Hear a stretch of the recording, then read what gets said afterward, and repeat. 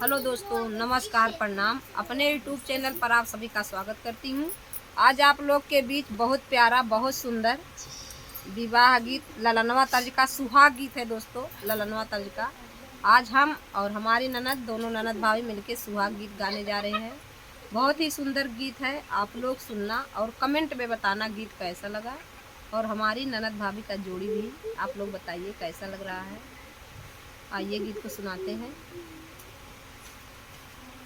मोरे पीछे वरमायर घन बांस, मोरे पीछे वरमायर घन बांसवरिया, यर घन बांसवरिया।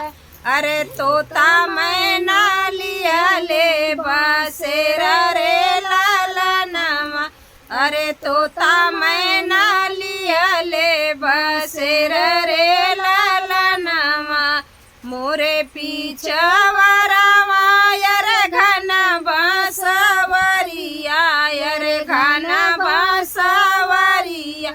अरे तोता मैना लिया ले बसेर रे ललनवा। सोई गईले तोता, यर सोई गईले मैना, यर सोई गईले मैना। अरे सोई गईले गौआ के लोग रे ललनवा, अरे सोई गईले गौआ के लोग रे ललनवा।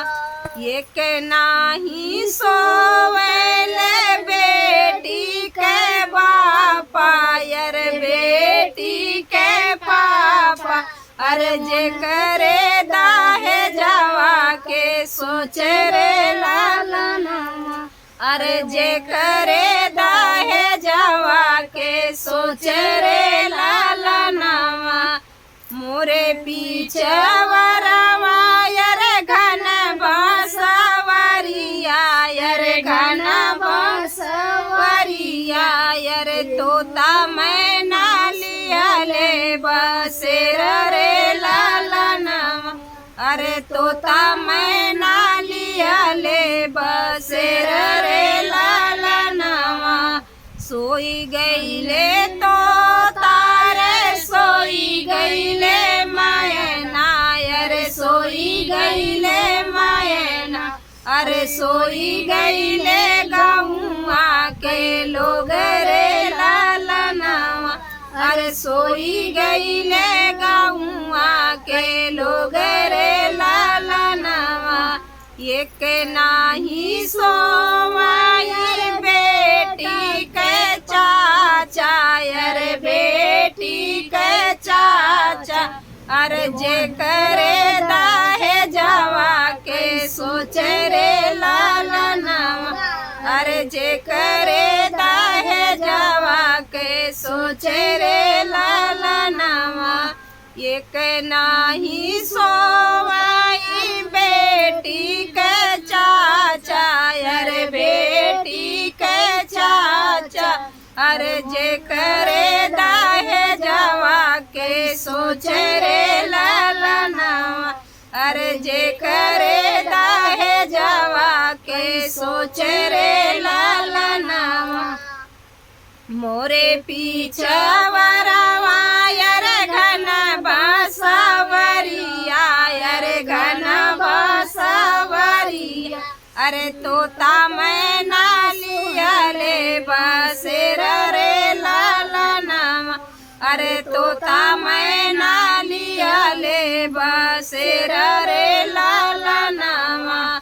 सोई गईले तोता, सोई गईले मैना, अरे सोई गईले मैना। अरे सोई गईले गौआ के लोग रे ललनवा, अरे सोई गईले गौआ के लोग रे ललनवा। एक नाही सोवायर बेटी के भैया, यर बहिनी के भैया।